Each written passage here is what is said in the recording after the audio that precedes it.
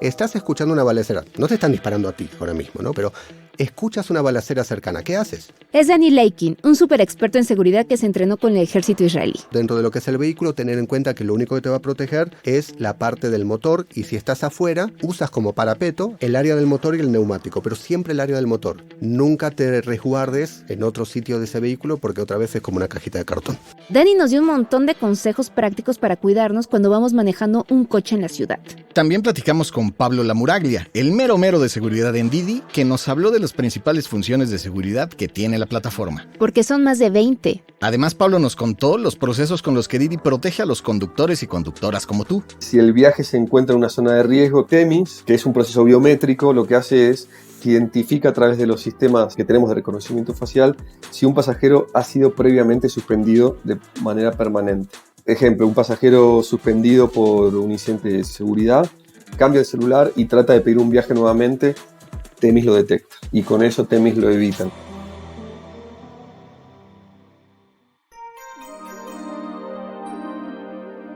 ¿Conoces cuáles son los riesgos más comunes a los que puedes enfrentarte al volante y cómo protegerte? ¿Y qué funciones de seguridad tiene la app diseñadas especialmente para cuidarte? Escucharemos sobre todo esto y más aquí, en Cabina Didi. Soy Javier Bravo. Y yo, Ode del Pino. Cabina Didi es un podcast en el que cada semana platicaremos con distintos especialistas para darte tips sobre cómo manejar mejor tus impuestos, seguros, tips de nutrición, salud, seguridad, economía personal, todas esas cosas. Y también cómo aprovechar al máximo las funciones que tiene tu plataforma. O sea, todo lo que necesitas para tener la mejor experiencia manejando tu día a día.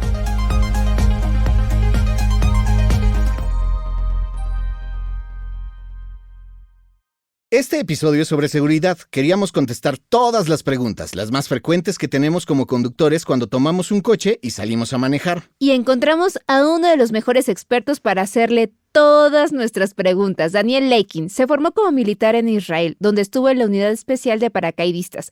Es veterano de la intifada de Al-Aqsa.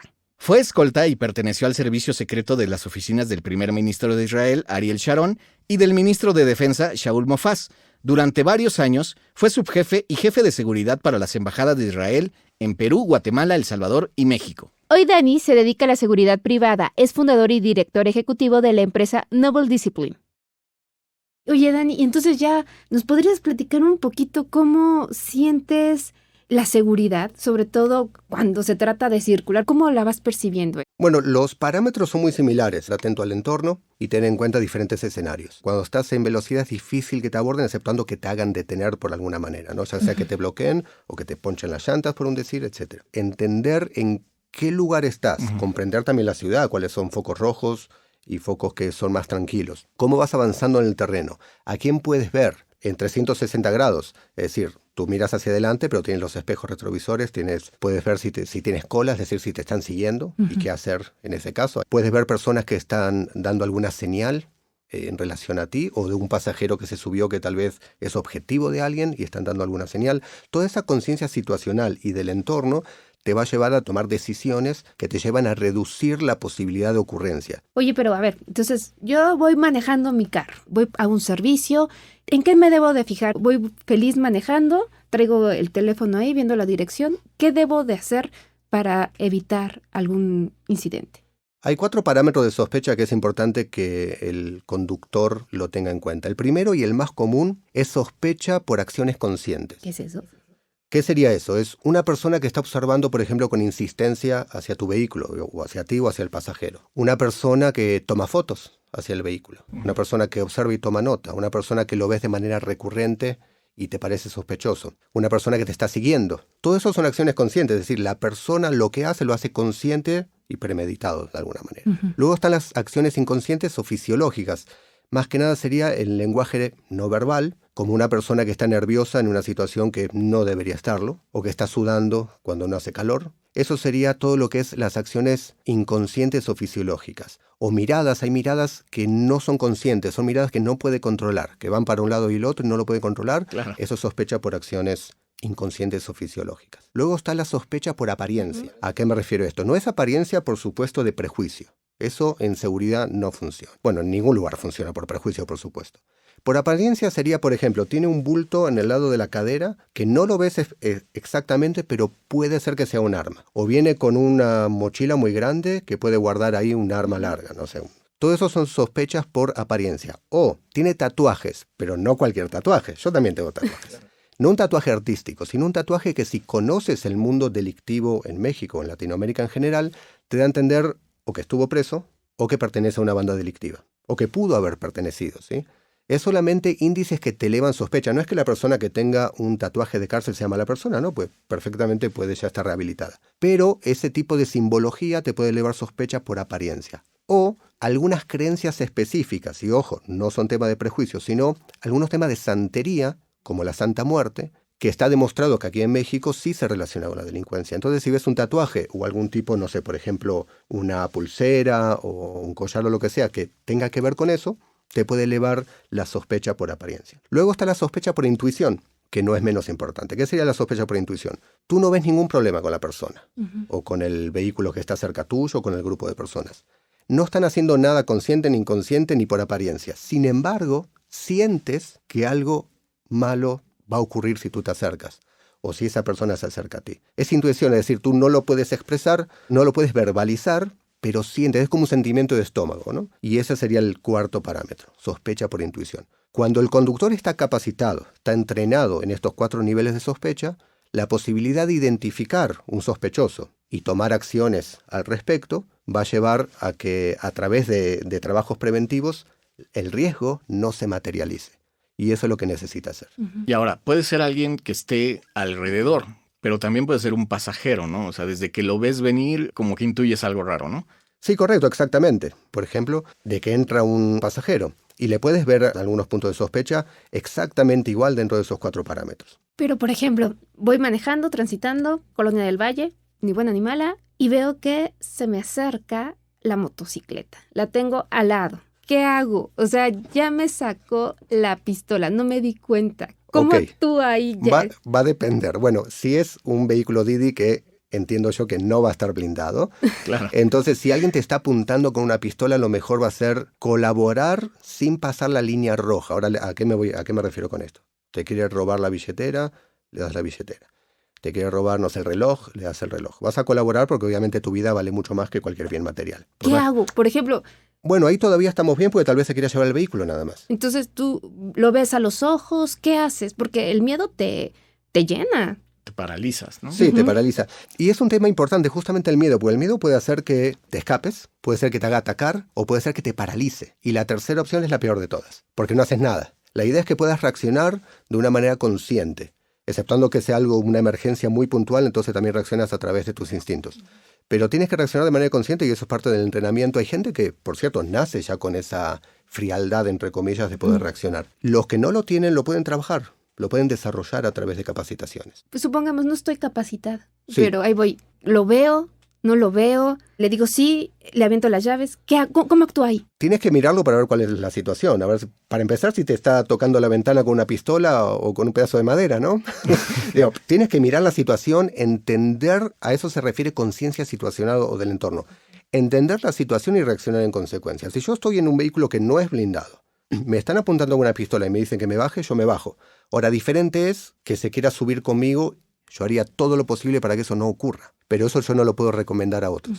Lo que sí te puedo decir es que si solamente es un delito menor entre comillas, vamos a decir, te quiere robar el auto, te quiere robar el reloj o la billetera, colabora. Si algo que no ponga en peligro tu vida, como tu vida y la de los pasajeros, colabora, por supuesto, porque en realidad un vehículo no blindado es como una caja de cartón. Lo que dispara va a penetrar, o incluso va a traspasar dependiendo el calibre y el poder del arma. Oye, Dani, aquí me entra una duda. Dices, hay que actuar, cooperar, pero creo que luego no reaccionamos de la misma manera si vamos solos y acompañados. Supongamos que traes a un pasajero y ese pasajero generalmente luego van acompañados o traen un niño. ¿Qué haces en esa situación? Sí, es un dilema porque hay muchas variantes de la misma situación que te toca la ventana con la pistola, ¿no? Hay muchas variantes.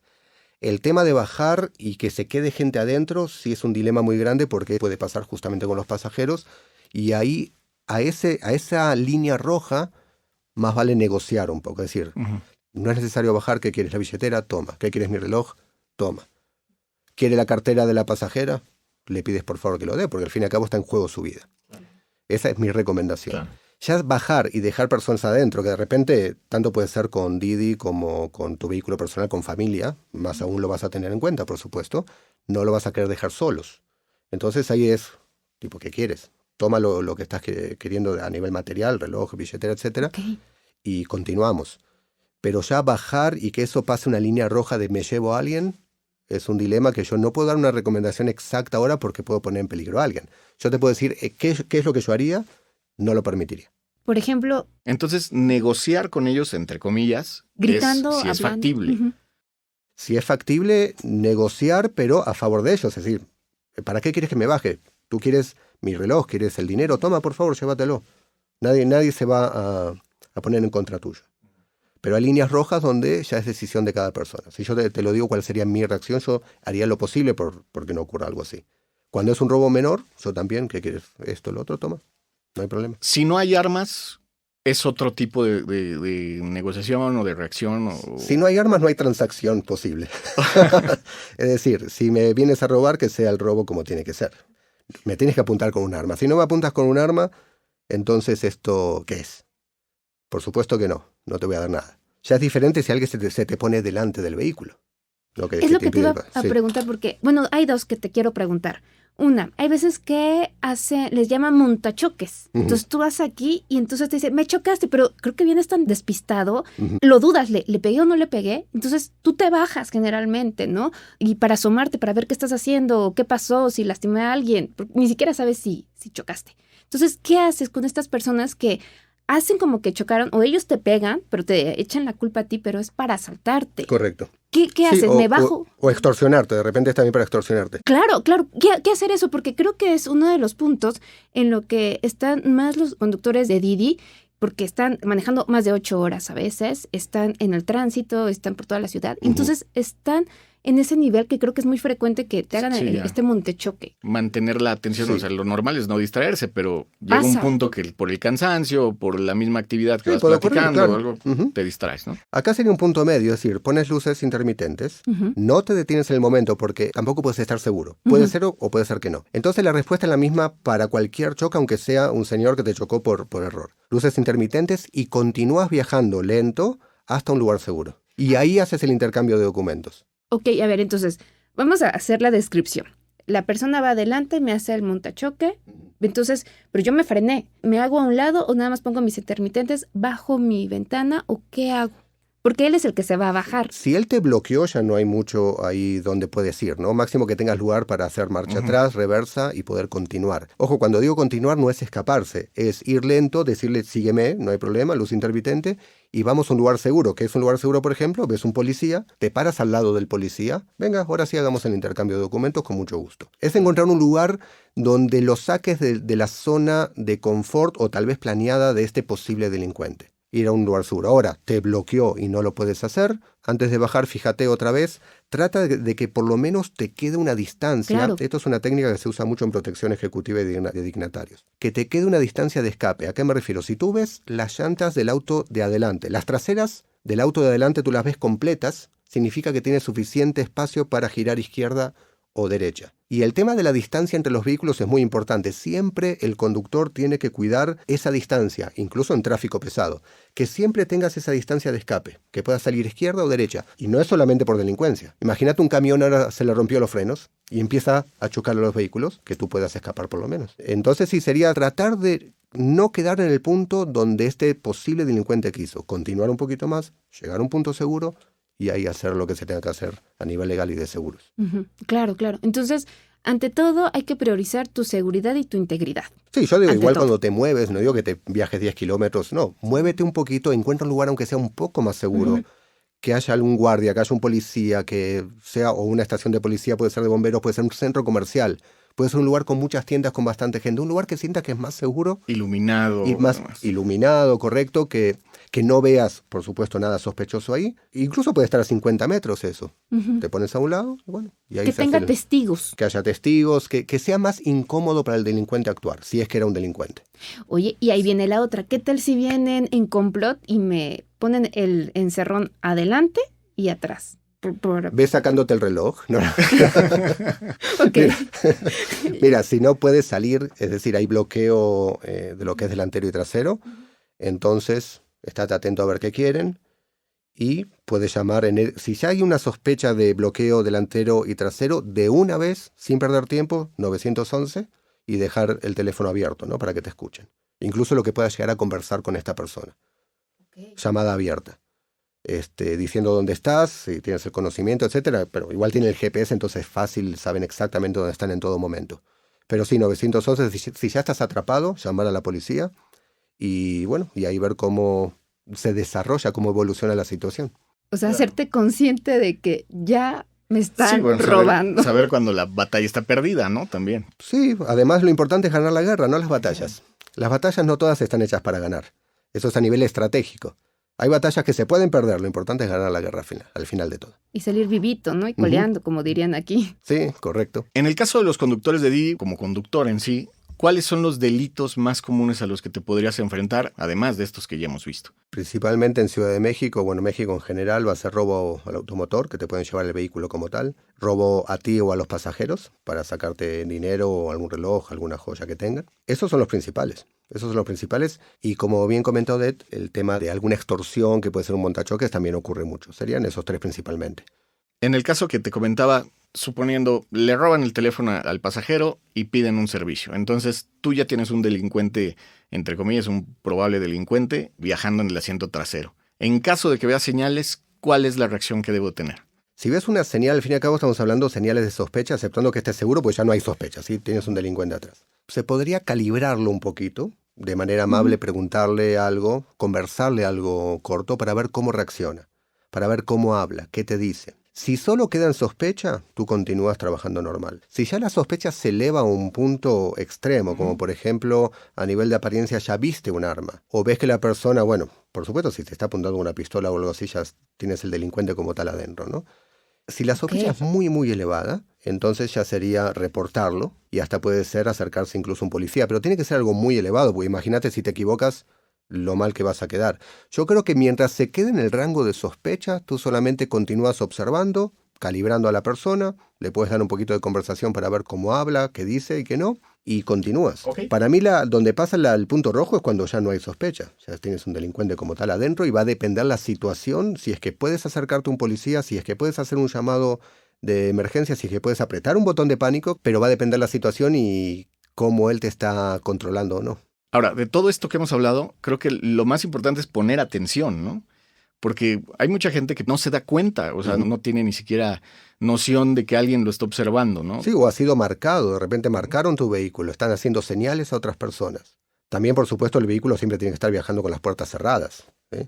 Las ventanas, si no subidas del todo, por lo menos que deje un espacio si quieres que entre aire, pero no bajas completamente, porque si no el acceso ya es directo hacia ti, ¿no? Esas son las recomendaciones generales y otras recomendaciones muy importantes. Las intervenciones a un conductor, sea de Didi o de una persona particular que está conduciendo, va a ser en movimiento. Perdón, va a ser estático, va a ser cuando estés con el vehículo parado. Por lo tanto, mientras más en movimiento estés, mejor. Una técnica, por ejemplo, si ves el semáforo en rojo, no llegues rápido y te pares, sino baja la velocidad pero sigue avanzando, dale oportunidad que se ponga en verde y continúa. De esa manera o no te frenaste o menos tiempo estuviste detenido. Mientras más estés avanzando, menos probabilidad hay de que te aborden. ¿Nos podrías describir un escenario común al cual está siempre sujeto una persona que va conduciendo y puede ser de riesgo? ¿Cómo actuar? El escenario más común es que se te acerque el sospechoso porque estás en el tráfico o estás en el semáforo.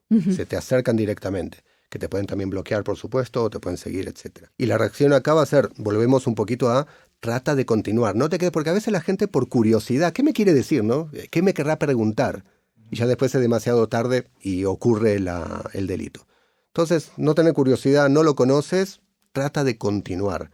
Otro punto, todo lo que es venta en semáforos, de personas que te venden cosas en los semáforos, te piden dinero en los semáforos, no es que yo no quiera ayudar, ¿sí? Por supuesto a mí me gusta ayudar a las personas, pero mucho cuidado porque algunos de ellos trabajan para grupos delictivos. Y o te pueden robar ellos mismos o te pueden marcar el vehículo, porque cuando se acercan a darte ese producto, ese chocolate o lo que hayas comprado, miran adentro. Y si vieron, por ejemplo, una laptop o algo que les pareció de valor, no van a hacer nada, pero ya te marcaron. Están como halcones, es decir. Avisan al delincuente y ahí sí te van a seguir y te van a ir intervenir. Oye, Dani, sé que ya no los habías explicado, pero con el tema del COVID y todo eso, dices que ¿por qué las ventanas no tan abajo? ¿Cuál es ese razonamiento? Es para que no entre un brazo y te quite la cartera, te quite algo, o entre con el arma directo hacia adentro del auto y te apunte en la cabeza. Es verdad que con la ventana cerrada en un vehículo no blindado igual te puede amenazar, pero va a ser mejor con cierta distancia a que el brazo ya ingresó adentro del vehículo, que puede tomar algo, puede, no sé, incluso agarrar el volante y girarlo. Mejor es tenerlas o cerradas, con el aire acondicionado encendido, o un poquito abiertas, pero no al punto que entre un brazo completo. ¿Qué? La reacción instintiva, por ejemplo, si en este caso que meten un brazo o algo, sería acelerar, ¿no? O sea, sería como una reacción un tanto instintiva. Si es un brazo donde ese brazo no incluye un arma, Claro. que no incluye una pistola, un arma de fuego, claro, puedes acelerar, cerrar la ventana y ya, porque al fin y al cabo era un brazo. Ahora, si te están apuntando con una pistola, es diferente. Ahí cambia la historia. Sí, porque tú puedes acelerar y te puede empezar a disparar. Y yo nunca recomendaría algo así. En este caso volvemos atrás, los bienes materiales valen, por supuesto, mucho menos que tu vida. Entonces, colabora. ¿Y en dónde, por ejemplo, digo, si bien es una aplicación, pero hay veces que se puede pagar en efectivo? O sea, ¿en dónde sugerirías que se guardara este dinero? El dinero lo mejor es repartirlo en diferentes partes de la ropa. Por ejemplo, un poco de efectivo en un bolsillo, en otro bolsillo puede estar las tarjetas y otro volumen de efectivo. Entonces te vienen a robar, sí, bueno, discúlpame, es todo lo que tengo, son 200 pesos, llévatelos. Pero tenías en otro sitio más dinero. Eso podría ser una técnica que te ayude. Y esto de tener como, dicen que celulares falsos o cosas falsas, como tener algo que entregar para que no entregues la vida, ¿qué tan bueno es? Mira, lo de celular falso no creo, porque si la persona se da cuenta, en el momento puede ser peor. Es decir, me estás engañando, estás creyendo que yo soy tonto o algo así, y si la persona además puede estar bajo el influjo de drogas, puede tener su conciencia alterada, puede tener su dedo en el gatillo, que eso es otro punto para prestar atención. ¿Tiene el dedo en el gatillo o no? Porque si tiene el dedo en el gatillo, la posibilidad de una detonación por error es muy alta. Muy alta. Incluso aunque tú hagas todo bien, es muy alta. Entonces, mientras más rápido le des lo que está pidiendo y se vaya, mejor. Si el dedo no lo tiene en el gatillo, que por cierto indicaría un mayor conocimiento del arma por parte del delincuente, el no tener el dedo en el gatillo. ¿Eso lo hace más peligroso todavía? Lo hace más profesional, lo haría por entendimiento más profesional. Si el delincuente te apunta, por cierto, muy cerca de tu cabeza y dedo en el gatillo, claramente no conoce muy bien el funcionamiento del arma. O sea, le haces un escaneo ahí de, este sí es experto. Sí. Entonces... Aún así yo le voy a colaborar en el sentido, pero siempre es bueno conocer la situación y quién tienes enfrente. Oye, Dani, ¿y qué pasa si por algún motivo alguno de los conductores, no sé, se queda atrapado en medio de una balacera? Sí, al fin y al cabo en México ocurre y ocurre a menudo, en estados que ocurre más y otros menos, pero yo creo que a nivel de república en todos lados. Entonces, estás escuchando una balacera, no te están disparando a ti ahora mismo, ¿no? Pero escuchas una balacera cercana, ¿qué haces? Entonces aquí sería, primero entender que el vehículo es como una cajita de cartón, donde entra la bala va a penetrar, donde golpea la bala va a penetrar sin problema. Hay una única zona semi-blindada o un vehículo no blindado, y es el área del motor. Si tú estás adentro, estás conduciendo, entonces lo que tienes que hacer es agacharte, bueno, exceptuando que estés viajando rápido, ¿no? Pero digamos que estás en el tráfico, por un decir. Te agachas y tratas de poner tu cuerpo lo más cerca al área del motor. El motor es lo que te va a proteger, exceptuando que te disparen de lado. Ahí claro, ya bailaste. Sí. Importante respirar y tratar de identificar la dirección de la balacera, porque al saber la dirección vas a saber para dónde evacuar o dónde colocar el auto para esconderte aprovechando el motor. Tienes pasajeros, lo mejor sería el pasillo entre los asientos de adelante y los asientos de atrás, es acostarse en ese pasillo. Esa es la mejor zona para el pasajero en un caso de balacera. Y por supuesto identificar el origen y evacuar en dirección contraria al evento. Y no hacerle caso a la leyenda urbana que nos enseña la tele de que te puedes cubrir con la puerta porque... Con una puerta de un auto no blindado, sí, no, o sea. No. Eso se le llama una cobertura más no parapeto. Si quieren explico la diferencia. Sí. Claro. El parapeto tiene 4 distinciones o factores. 2 de protección y 2 de reacción, el parapeto. Las 2 de protección es que no hay munición que lo traspase, un muro, por ejemplo, y además no lo traspasa nada, pero tampoco te va a llevar, por ejemplo, fragmentación ni nada por el estilo hacia ti. Pero el segundo específicamente es que la mayoría de tus órganos vitales son cubiertos por este parapeto, por que puede ser un muro, puede ser una piedra grande, puede ser una maceta, por ejemplo, llena de tierra. Y los 2 de reacción es que tienes ángulo de visión y ángulo de reacción armada, pero esto es más para gente armada. Digamos, no estás armado, por supuesto, tienes ángulo de visión para poder mejorar tácticamente el lugar si es que identificaste el origen del evento. Eso sería un parapeto. Una puerta no cumple con los dos primeros. Es decir, cualquier bala lo va a traspasar, no es un parapeto. O sea, el parapeto es como lo que usan los policías, ¿no? Como un chaleco. Sí, una protección balística como un chaleco antibalas. Ajá. No se le denomina parapeto como tal, pero es una protección balística. Un parapeto, por ejemplo, es una columna de cemento donde si tú te paras detrás de esa columna, por más que disparen hacia ti, no llega la munición hacia ti. Y tienes ángulo de visión para poder mejorar tácticamente, es decir, una mejora de posición dependiendo la evolución del evento. Esto ya es como temas mucho más puntuales del mundo del disparador activo, que por ejemplo ocurre mucho en Estados Unidos. ¿Cuáles serían las reacciones adecuadas? Pero para no extendernos tanto, dentro de lo que es el vehículo, tener en cuenta que lo único que te va a proteger es la parte del motor, y si estás afuera, usas como parapeto, acá sí valdría la palabra parapeto, el área del motor y el neumático, pero siempre el área del motor. Nunca te resguardes en otro sitio de ese vehículo porque otra vez es como una cajita de cartón. Claro. Y puede ser, no sé, ahorita que decías una maceta, por ejemplo, en la ciudad. Bueno, te encuentras muchas jardineras, por ejemplo, ¿no? Te orillas y te paras y puedes estar entre los dos, ¿no? Sí, mientras no sea maceta de bonsái, estamos bien. Claro. Una maceta grande, sí, correcto. Tienes o razón. Un muro de estos como los de las autopistas, ¿no? Que dividen. Correcto. Cualquier cosa que te cubra la mayoría de tus órganos vitales y no traspase munición, como por ejemplo mucha tierra en una maceta grande o concreto, ya es un parapeto. Perfecto, Dani. ¿Alguna última recomendación para las personas que nos están escuchando? La prevención es el 90% de los recursos que vas a agregar a tomar en tu vida. 90% es prevención. Tú lo que quieres es que el riesgo no se materialice. El riesgo siempre va a estar porque es inherente a las actividades humanas. El otro 5% es reacción. Y dentro de ese 5% hay otro 5% para llegar al 100%, que es el factor suerte.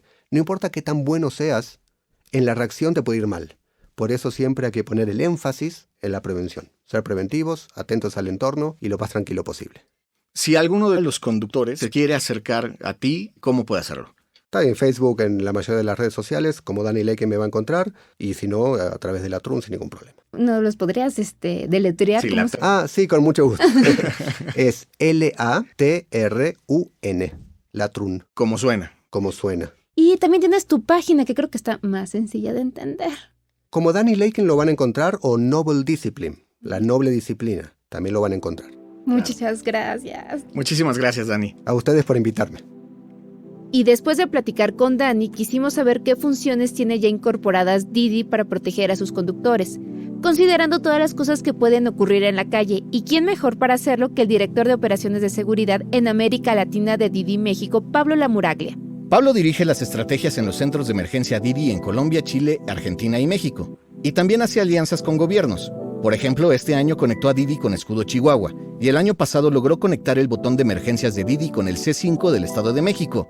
Recientemente presentó en la Ciudad de México un proyecto piloto que consta de cámaras dentro de los automóviles, además de un botón físico de seguridad.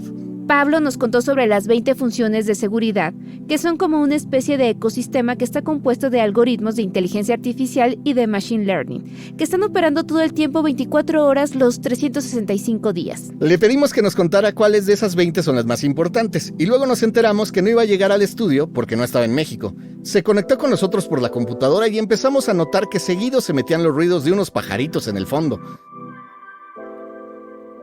Estoy en Costa Rica y hay muchos pajaritos. Y bueno, la naturaleza está alrededor. Yo estoy en Costa Rica, pero no los voy a callar a los pajaritos, ¿no? Pobres. Se escuchaba, decía, ¿se escucharán o no? Mira, tenemos, como te decía, más de 20 funciones. Te cuento las que para mí son las que a mí personalmente me parecen muy, muy, muy buenas. Una es el monitoreo en tiempo real. Esto que hace es que detectamos desvíos y paradas inusuales o retrasos incluso durante viajes, y esto nos genera una alerta. Nosotros en México tenemos una central de emergencia que tenemos gente las 24 horas que están al pendiente justamente de estos monitoreos. Y por otro lado también tenemos una función que también es muy, muy buena y muy útil, y sí está bueno que los usuarios y los conductores la utilicen, es la grabación de audio. Esto que hace que durante el trayecto, de ser necesario, se puede activar el audio, y esto nos ayuda mucho para entender qué es lo que pasó dentro de un viaje. Ahí hago la aclaración, es que todos estos audios son encriptados y no tenemos acceso a ellos salvo que haya ocurrido algo y salvo que haya un requerimiento de las autoridades. O sea, no es que estamos escuchando estos audios y tampoco nadie tiene acceso. Y el otro que también es muy bueno, que me parece que sobre todo los conductores lo deben conocer, si es que no lo conocen, por favor, naveguen, entren en el app y vean todas las funciones de seguridad que tenemos, es el botón de emergencia. O sea, que nos contacta directamente la aplicación con la línea del 911 y eso a su vez también genera una alerta en nuestra central de emergencias. Aquí me surge una duda. Dices que el botón de emergencia nos conecta inmediatamente al 911 o es una emergencia directamente con operadores con ustedes. ¿Cómo funciona esa parte? Funciona de dos maneras. Una es que al momento de accionar el SOS o el botón de emergencia, eso nos genera una alerta a nosotros, pero también te da la oportunidad de llamar al 911, porque ante una emergencia la autoridad pública tiene que ser notificada. En ese sentido, una vez que se acciona el SOS, a nosotros también nos genera una alerta y después de un tiempo prudencial, el equipo de seguridad y de soporte llama por teléfono al conductor o al usuario para ver cómo estaban y qué fue lo que pasó. La realidad que la mayoría de las activaciones no son emergencias, son falsos negativos. Y bueno, a partir de ahí se genera todo un protocolo y en ciertos casos se podría llegar a activar también la fuerza pública o la policía. Cuando el conductor, por ejemplo, oprime este botón de emergencia, digamos, del pasajero, suponiendo que este sea un agresor o un asaltante, ¿le aparece algo? O sea, ¿se va a dar cuenta de que está llamando a emergencia el conductor? Es silencioso, no hay ningún tipo de alarma, solamente la central de emergencias de Didi de soporte recibe la alerta y ahí se genera todo el protocolo que te mencionaba. Pero no genera ningún tipo de alarma ni de alerta en ningún de los dispositivos, porque sería en algunas situaciones por ahí contraproducente. Entonces podríamos decir que en dado caso el agresor no se daría cuenta que estamos pidiendo ayuda. No se debería dar cuenta, salvo que, bueno, esté con la persona y la persona le diga, no debería darse cuenta. Lo que va a generar es que nosotros sí vamos a contactar al usuario como al conductor para determinar qué pasó. Pero como te decía, la mayoría de las activaciones, que es el 99% de las activaciones, no son emergencias. La gente se confunde. Pero en el supuesto caso que sí sea una situación de riesgo, el equipo de seguridad tiene todos los entrenamientos para activar esa respuesta. Y como te decía, llegado el caso, también avisar a la policía. Y, por ejemplo, ¿cómo funcionaría entonces aquí la opción de grabar audio? La grabación de audio se activa de acuerdo a los parámetros que cada usuario o conductor determine y es una grabación que empieza el momento que se activa y finaliza cuando se termina el viaje. Como te decía, está encriptado y bueno, queda en una nube encriptada y nadie tiene acceso salvo que sea necesario. Pero bueno, cumplimos con todos los estándares de seguridad de la información y como te decía, solamente son accesados cuando es estrictamente necesario y no los estamos escuchando. Oye, también sabemos que los viajes son monitoreados por ustedes, ¿no? Que era lo que contabas. Así nos damos cuenta si se para, si se frena. También el conductor no lo tiene que activar como tal, ¿no? No, eso está también, es parte de las funciones de seguridad que tenemos, no hay que activarlo ni nada. Los modelos que tenemos de inteligencia artificial, que no hace falta activar nada, ellos están ahí. Y te cuento, los llamamos con nombres griegos, de hecho. Tenemos 4 modelos existentes en México. Cariñosamente lo hemos puesto como dioses griegos porque son los dioses griegos que protegen, que están ahí, que están cuidando a los conductores y usuarios. Te nombro algunos, Hércules, por ejemplo, Clio, Temis, Pitia.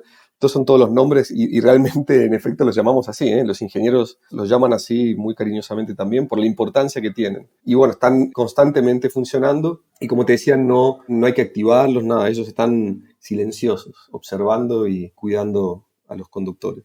Hay uno que me da mucha curiosidad, que es Pitia, y que dice que se asigna a conductores experimentados. ¿Qué sería Pitia y quiénes serían los conductores experimentados? Pitia, qué bueno que lo mencionas, Odette, porque Pitia para mí es mi favorita de los 4 dioses, porque ella cuida a las pasajeras. O sea, ella está ahí, obviamente trabaja muy de la mano con Hércules y son muy amigos y todo, pero Pitia está ahí cuidando a las pasajeras. Y lo que hace es que cuando identifica una situación de riesgo para una mujer, para una pasajera, que son variables, por ejemplo, dónde lo pidió, la hora, la distancia, Pitia asigna automáticamente un conductor experimentado, como vos decías.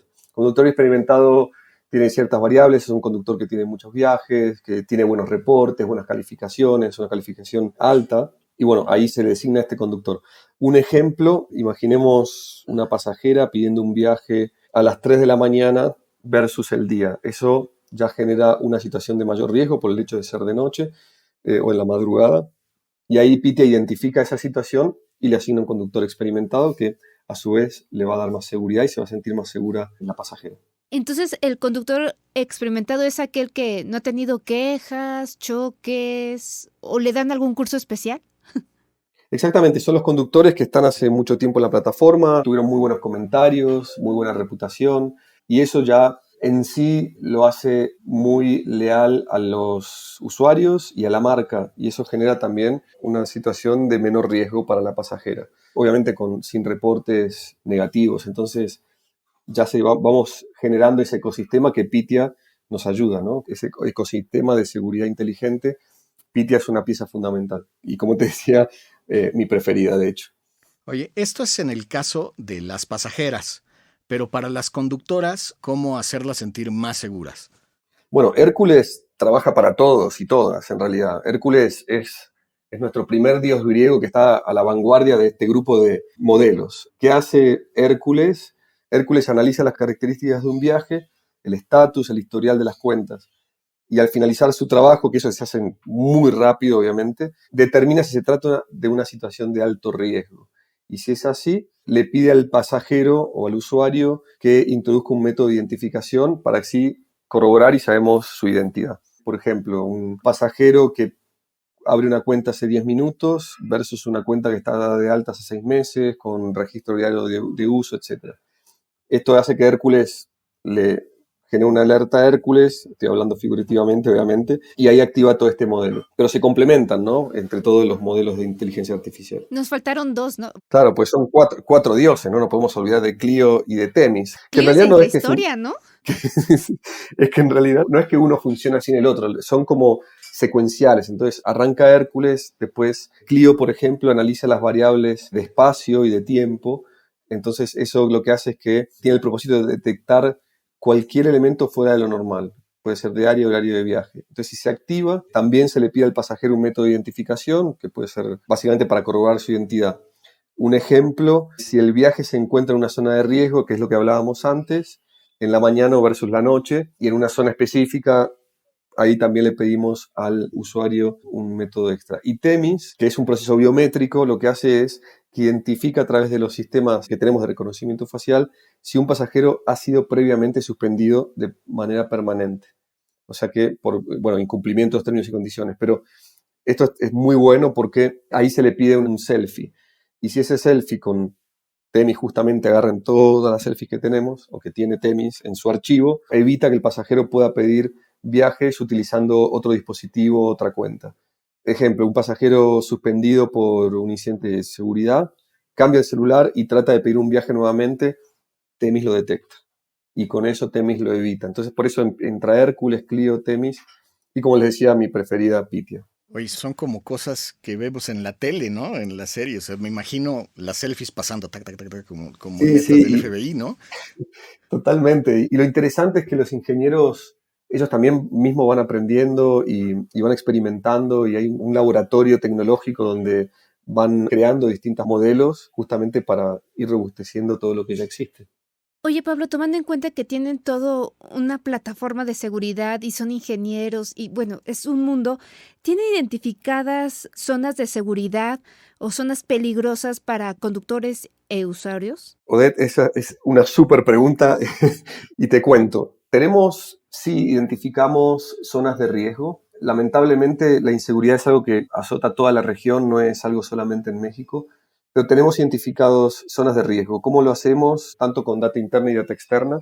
Y generamos, en ciertos casos donde creemos que el riesgo es mayor, se genera una geocerca en esa zona, y esa zona evita que viajes se pidan desde esa zona y se generen hacia esa zona. No son muchas, la verdad, y tenemos también otra que también me parece que es muy buena, que son las geocercas de aviso. Nosotros le llamamos warnings. Esto lo que hace es que cuando un conductor se genera un viaje dentro de una zona que creemos que es de mayor riesgo, le avisa al conductor y él tiene la oportunidad o la opción de cancelar el viaje o no, sin ningún tipo de penalidad. ¿Son estos como romboides, digamos, o hexágonos que aparecen en la aplicación como de colores más intensos? No, en la aplicación no se ven, sí, se ve que Javier sabe de lo que digo, pero sí se ven romboides en nuestros mapas, por eso cuando dijiste dije, wow, sí, conoce.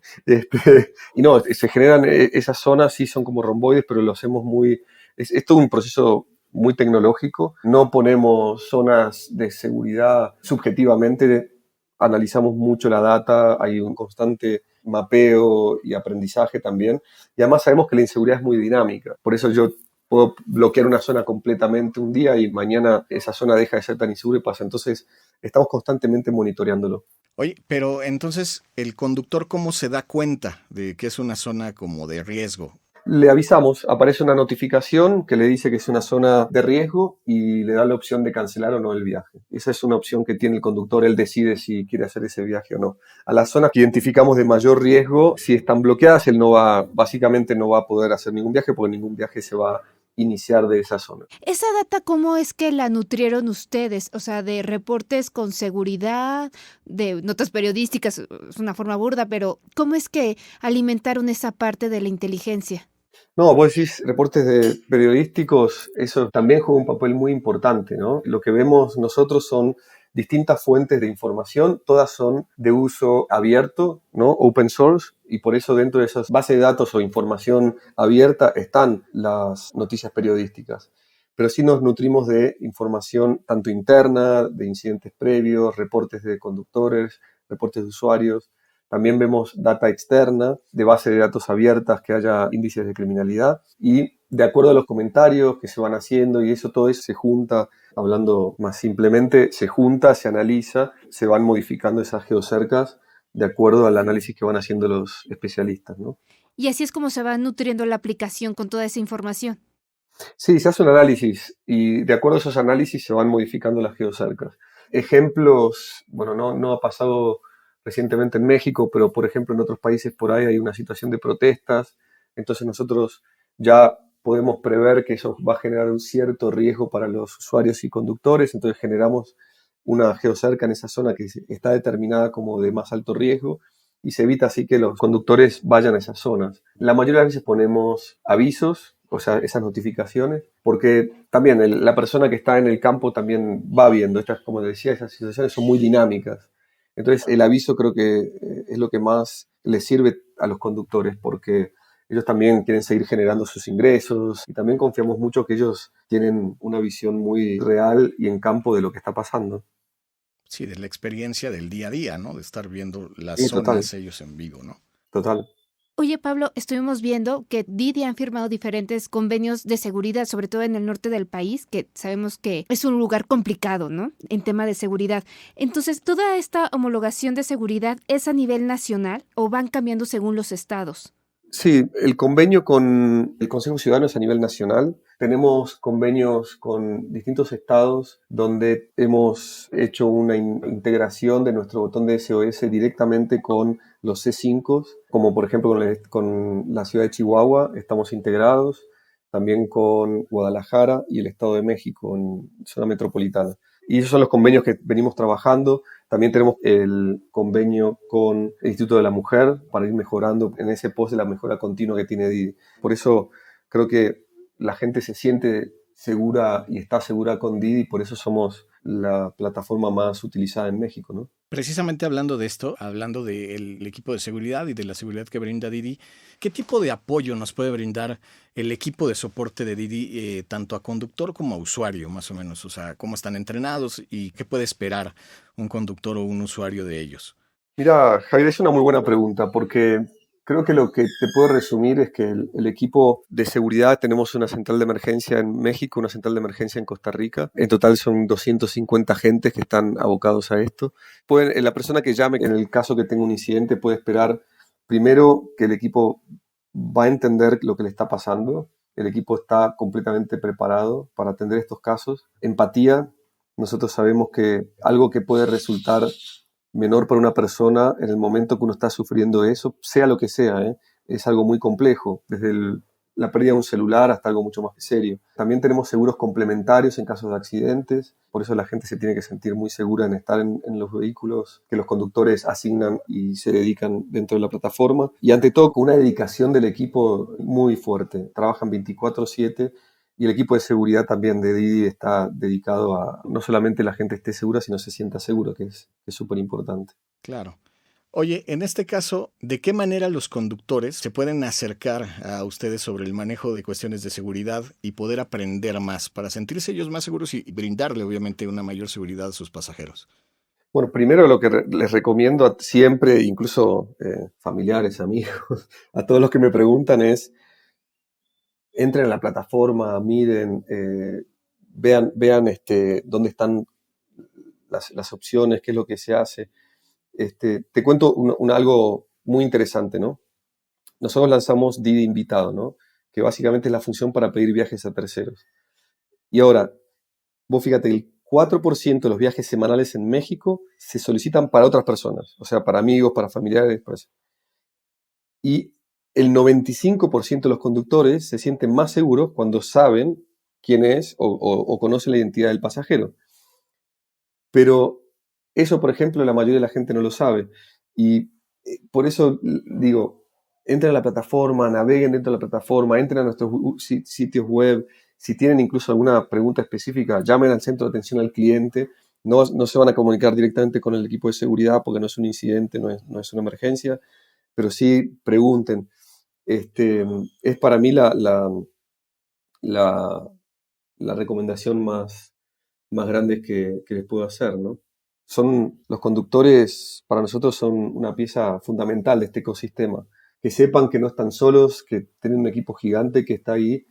Tienen a Hércules, a Clio, a Temis, a Pitia, que los están constantemente monitoreando para que estén más seguros. Tienen un equipo de soporte que pueden llamar, que utilicen todas las herramientas que tenemos, que las conozcan y que sepan que todo el esfuerzo que se hace justamente en pos de la tecnología, la innovación, la colaboración, es para que ellos estén más seguros y se sientan más seguros. Y con esto, sea un ejemplo, ¿no? Hemos logrado reducir un 40% de los incidentes en la plataforma. Y eso se logra a partir de todo el esfuerzo que se hace a nivel de trabajo de equipo, la inversión, más de 160 millones de pesos que hemos invertido, que Didi ha invertido en seguridad. Y eso hace que justamente el objetivo que tenemos es crear este ecosistema de movilidad inteligente y de seguridad. Y por eso ya el mensaje para mí es, utilicen las herramientas, naveguen, véanlas, y si ven algo, si sienten algo, que nos avisen, que estamos ahí para ayudarlos. Pero es un proceso instantáneo prácticamente. Todo esto que nos estás platicando que pasa detrás, para el usuario, para el conductor, le pasan décimas de segundo. En lo que nosotros estamos platicando, más o menos, ¿cuántos procesos de este tipo de seguridad crees que estén ocurriendo? O sea, ¿como cuánto tarda en activarse los 4? Sinceramente no puedo ni calcularlo, pero pensá que cada vez que pidas un viaje, Hércules está ahí. Ahora te vas a acordar, ¿eh? Cada vez que pidas un viaje, Hércules está revisando.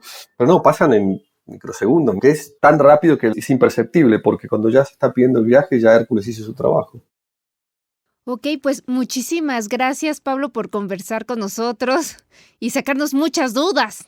Odette, Javier, muchísimas gracias por el espacio. Estuvo súper buena, súper interesante la conversación y cuando quieran la repetimos. Esto fue Cabina Didi. Muchas gracias por escucharnos. Este episodio fue producido por Quisaya Studios para Didi. Lucina Melesio es la directora y productora ejecutiva. Odette del Pino y yo, Javier Bravo, estuvimos en los micrófonos y en la producción. El guión es de Lucina Melesio.